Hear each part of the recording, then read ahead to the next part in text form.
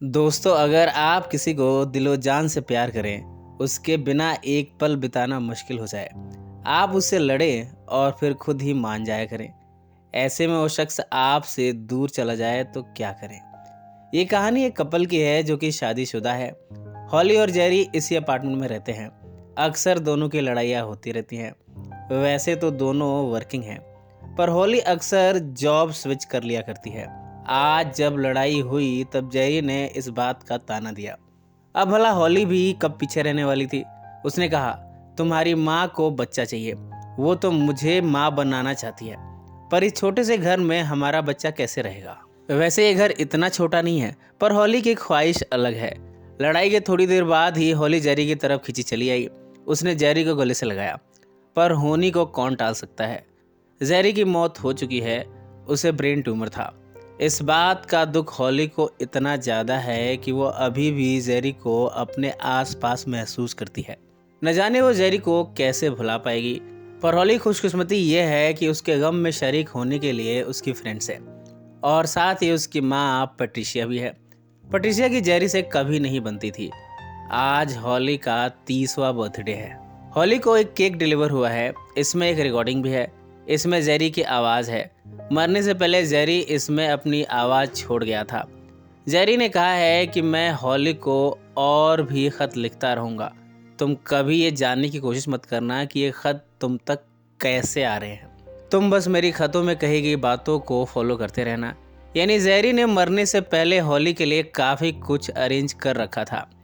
Patricia को ये सब पसंद नहीं आ रहा है। वो हॉली से कहती है कि ऐसे तो तुम कभी भी जेरी से मूव ऑन नहीं कर पाओगी। दरअसल हॉली जब 19 साल की थी तभी उसने जेरी से शादी कर ली थी। ये शादी लव मैरिज थी। पैट्रिशिया तब भी जेरी को पसंद नहीं करती थी, पर हॉली है जो कि आज भी जेरी को भुला नहीं पाई। जेरी के खत के इंस्ट्रक्शन को फॉलो करते हुए हॉली अपने दोस्तों को लिए पहुंची है आयरलैंड। जब ये यहाँ इस खूबसूरत घर में पहुंचे हैं तब जेरी ने यहाँ भी एक खत छोड़ा है। इसमें हॉली के लिए इंस्ट्रक्शन है कि वो यहाँ के फेमस पब में जाए। हॉली ऐसा करती भी है। वो पहुंची है इस पब में। यहाँ विलियम है जो कि इस पब का सिंगर है। न जाने क्यों हॉली को विलियम जेरी की याद दिला देता है। विलियम हॉली को डेडिकेट करते हुए एक सॉन्ग गाता है। इसे सुनकर हॉली और भी इमोशनल हो गई है। वो बाहर आती है। दरअसल ये वही गाना है जिसे जेरी ने हॉली के लिए तब गाया था जब जेरी और हॉली की मुलाकात हुई थी। अगले दिन हॉली अपने फ्रेंड्स के साथ फिशिंग कर रही है, तभी इनसे नाव खेलने वाला और खो जाता है। अब ये यहाँ फंसे हुए हैं। शेरन बताती है कि वो प्रेग्नेंट है। डेनिस भी कहाँ पीछे रहने वाली थी। वो भी कहती है कि मैं भी अब शादी करने वाली हूँ। इतने में यहाँ विलियम आ जाता है। वो इन तीनों को रेस्क्यू करके बचा लेता है। हॉली के फ्रेंड्स विलियम को अपने यहाँ इन्वाइट करते हैं। विलियम ना नहीं कर पाता। हॉली अपने आप को विलियम के प्रति आकर्षित महसूस कर रही है। इन सब में दोनों एक दूसरे के नज़दीक आते हैं। दोनों आपस में संभोग करते हैं। इसके बाद बातों बातों में विलियम ने यह फिगर आउट कर लिया है कि हॉली और कोई नहीं बल्कि उसके दोस्त जेरी की विडो है। दरअसल विलियम जेरी के बैंड में शामिल था। ये सब जानकर हॉली बड़ी अनकंफर्टेबल हुई है। वो विलियम से दूरी बनाना चाहती है, पर विलियम ने कुछ बातें जो कि जेरी से जुड़ी हैं उन्हें मेंशन किया है, और अब हॉली विलियम के साथ कंफर्टेबल है। अगली सुबह हॉली जेरी के घर पहुंची है। यहाँ जेरी के पेरेंट्स हॉली का वेलकम करते हैं। यहाँ भी हॉली के लिए खत छोड़ा गया है। इसमें उन यादों का जिक्र है जिनमें हॉली और जेरी पहली बार मिले थे। दरअसल हॉली तब महज 19 साल की थी। वो रास्ता भटक गई थी। उसे नेशनल पार्क जाना था।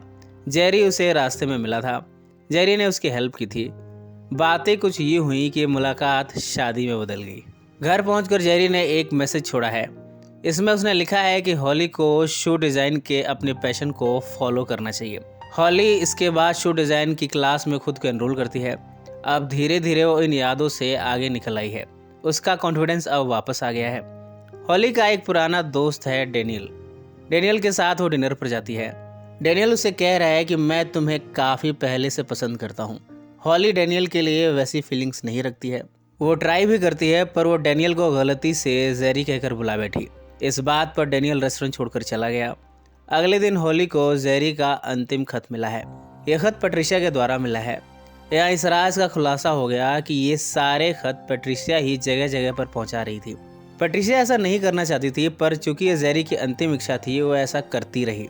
यानी मरने से पहले जेरी ने पैट्रिशिया को ये सारे खत दिए थे।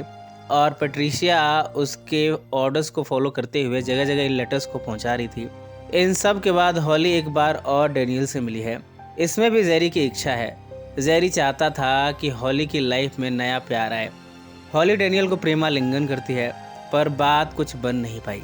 इन्हें एहसास हुआ है कि ये दोनों दोस्त ही ठीक है। हॉली ने अब सिंगल ही रहने का फैसला किया है। वो अपनी माँ के साथ आयरलैंड पहुंची है। यहाँ उसे विलियम मिला है। विलियम कहता है कि वो उसे फिर से मिलेगा और इसी नोट पर फिल्म समाप्त हो जाती है। सो फ्रेंड्स, फिर मिलेंगे ज़िंदगी के किसी नए मोड़ पर।